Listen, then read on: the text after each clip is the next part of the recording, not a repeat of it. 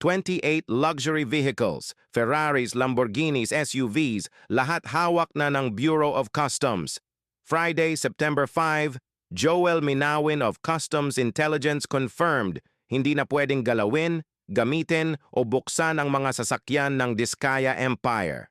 If you like this video, please hit me a follow. If you're new here, share Filipino truths who benefit this video and comment. If you agree or not, let's go. But listen closely. These cars aren't just cars. They're proof.